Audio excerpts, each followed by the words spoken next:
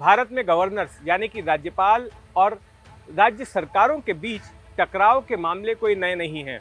आमतौर पर टकराव तब होता है जब केंद्र में किसी और पार्टी की सरकार हो और राज्य में किसी और पार्टी की, क्योंकि राज्यपाल उस शख्स को बनाया जाता है जिसे केंद्र में सत्तासीन पार्टी चाहती है।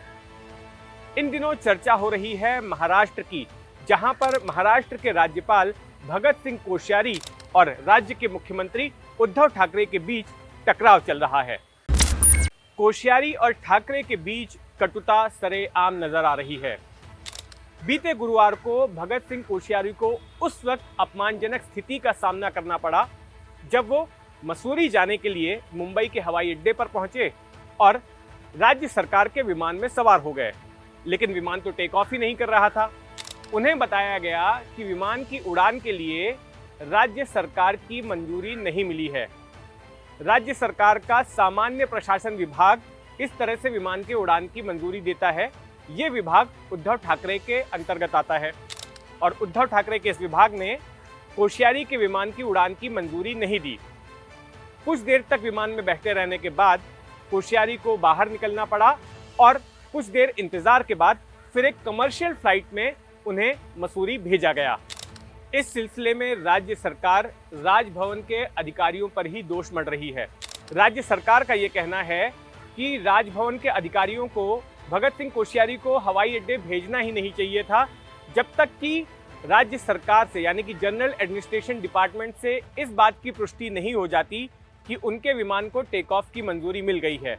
लेकिन इस पुष्टि के बिना भी कोश्यारी को हवाई अड्डे पर भेज दिया गया, राज्य सरकार के विमान में सवार करवा दिया गया और इसके बाद उन्हें अपमानजनक स्थिति का सामना करना पड़ा। इस सिलसिले में शिवसेना के मुखपत्र सामना ने सीधे तौर पर कोश्यारी पर निशाना साधा।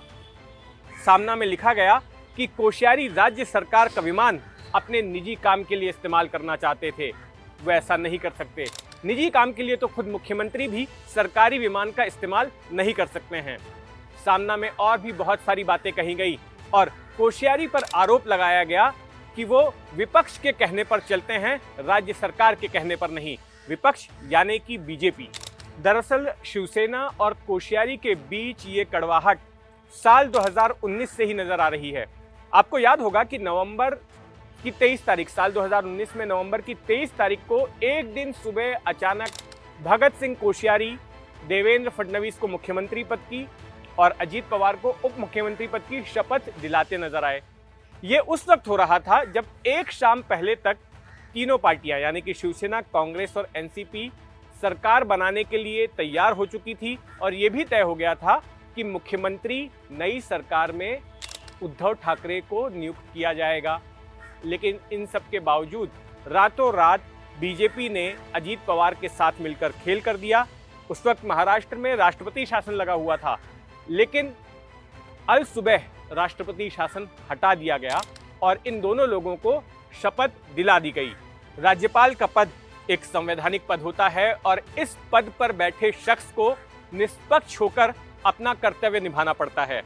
लेकिन शिवसेना का मानना है कि भगत सिंह कोश्यारी निष्पक्ष होकर अपना कर्तव्य नहीं निभा रहे। साफ तौर पर बीजेपी के प्रति उनका झुकाव नजर आता है।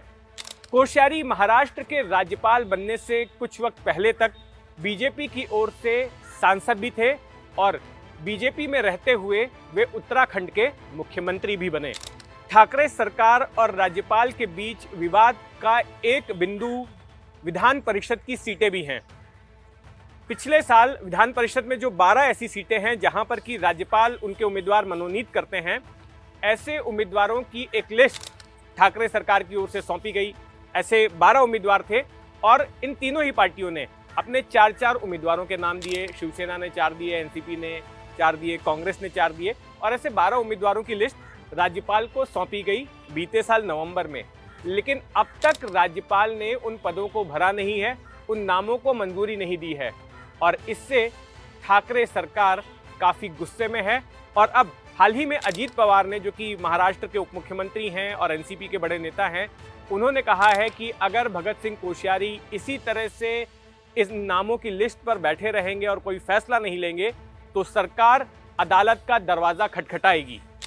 हाल ही में एनसीपी के वरिष्ठ नेता और महाराष्ट्र सरकार में मंत्री छगन भुजबल ने भी इस मामले पर प्रतिक्रिया देते हुए कहा कि ये बात सही है कि राज्य सरकार और गवर्नर के बीच दूरी बढ़ी है। बहरहाल राज्यपाल को मसूरी जाने के लिए सरकारी विमान ना दिए जाने का मसला सियासी हलकों में काफ़ी गर्माहट ले आया है और बीजेपी की तरफ से सरकार पर निशाना साधा गया है। ये सरकार अहंकार के चलते इस तरह की हरकत कर रही है।